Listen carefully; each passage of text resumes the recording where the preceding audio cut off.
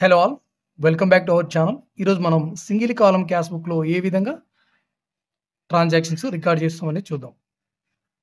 First one అండి. Cash in hand. Cash in hand అంటే ఇది ఆర్గనైజేషన్‌లో ఉండే మనీ అన్నమాట. ప్రస్తుతానికి వాళ్ళ దగ్గర ఉండే మనీ. దాన్ని మనం ఓపెనింగ్ బ్యాలెన్స్ అని అంటాము. సో, దాన్ని ఏ విధంగా రాస్తామంటే దాన్ని మనం డెబిట్ సైడ్ రాసుకుంటాము. టు బ్యాలెన్స్ బ్రాట్ డౌన్ అని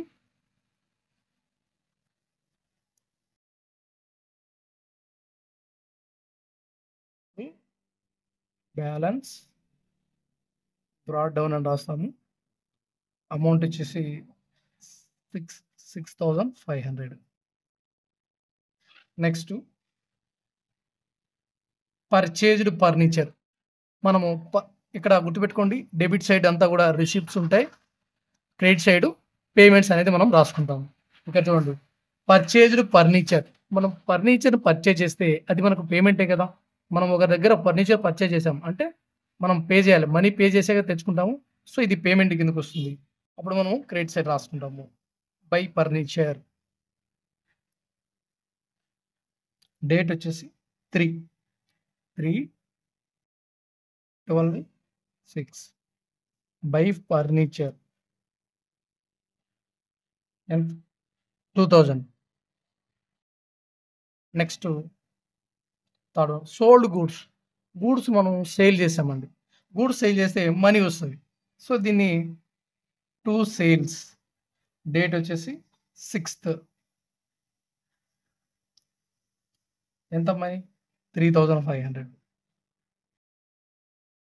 టు సేల్స్. నెక్స్ట్ ఇది రిసిప్ట్ కదా. సేల్స్ చేస్తే ఏమొస్తుంది? మనీ వస్తుంది. అంటే మనకు అది రిసిప్ట్. మనీ పోతుంది అంటే అది మనకు పేమెంటు. మనీ వస్తే అది receipt. Next one received cash from Murali. Murali నుంచి క్యాష్ వచ్చింది అంటే టు మురళి.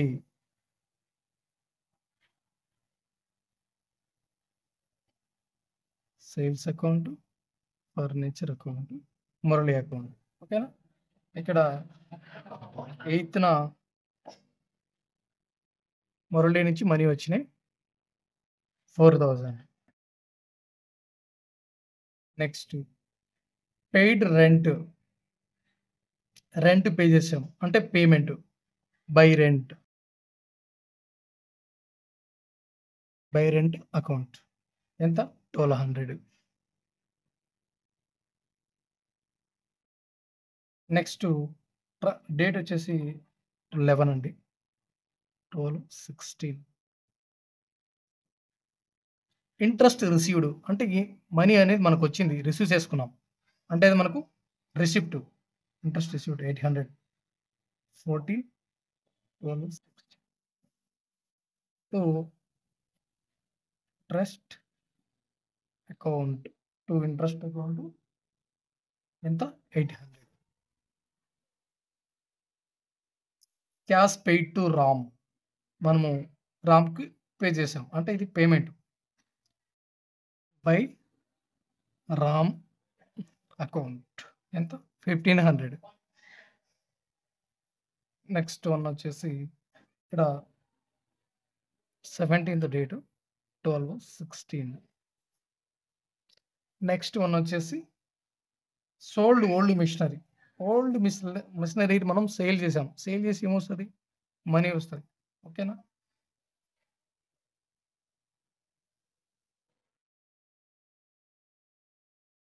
సో, ఇది మనకు రిసిప్ట్ అవుతుంది.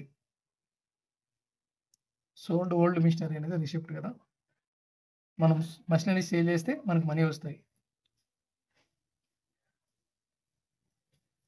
To old machinery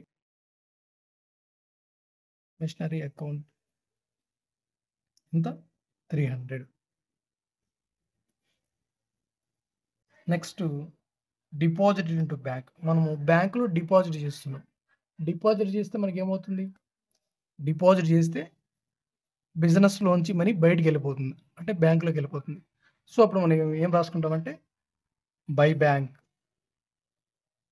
by bank అంటే క్యాష్ మనీ వెళ్ళిపోతుంది కాబట్టి bank account data to cash అని రాస్తాం.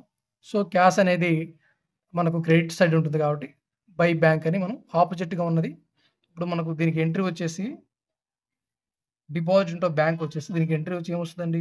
Bank is the receiver, bank account D R to cash అని కదా రాస్తాము. To cash. సో, క్యాష్ అనేది మనకు మీకు తెలుసు కదా లెడ్జర్స్ ఏ విధంగా ప్రిపేర్ చేస్తారో. క్యాష్ అనేది క్రెడిట్ సైడ్ ఉంది కాబట్టి మనము బై బ్యాంక్ అని దానికి ఆపోజిట్‌గా ఉన్న బ్యాంక్‌ని మనం ఇక్కడ రాసుకుంటాం. అంతే కదా! మీకు లెడ్జర్స్ నేను ఆల్రెడీ చెప్పినాను. ఒకవేళ ఈ ట్రాన్సాక్షన్స్ మీకు అర్థం కాకపోతే అక్కడ వెళ్లి ఒకసారి లెడ్జర్ ఏ విధంగా పోస్టింగ్ చేస్తారనేది ఒకసారి చూడండి. చాలా ఈజీ అండి. ఇది పేమెంట్ విషయానికి ఇది పేమెంట్ అంటే మనీ వెళ్ళిపోతున్నాయి కాబట్టి మనీ వెళ్ళిపోతే మనం క్రెడిట్ సైడ్ రాసుకుంటాము. ఎందుకంటే మన బిజినెస్‌లోంచి మనీ వెళ్ళిపోతుంది బ్యాంక్‌లోకి.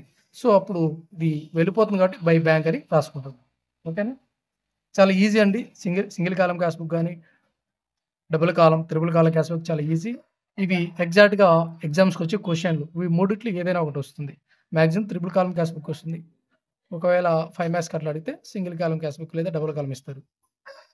నెక్స్ట్ డేట్ వచ్చేసి 25/12/16 బై బ్యాంక్ ఎంత? 900.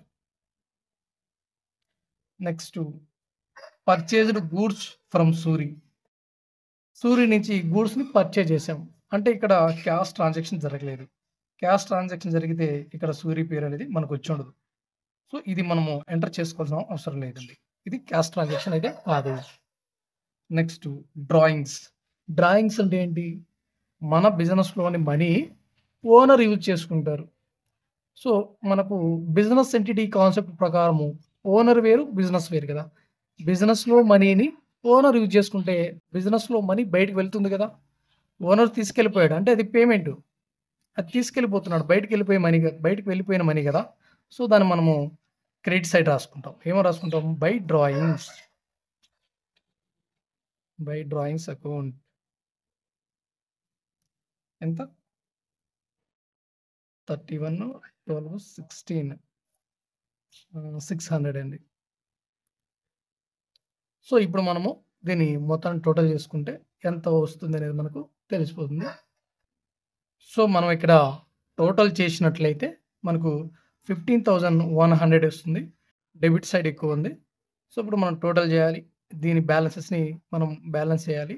టోటల్‌ని బ్యాలెన్స్ చేస్తే ఇక్కడ మనకు ఇటు సైడ్ తక్కువ ఉంది కాబట్టి దీన్ని టోటల్ చేస్తే మనకు 5,100 వస్తుంది.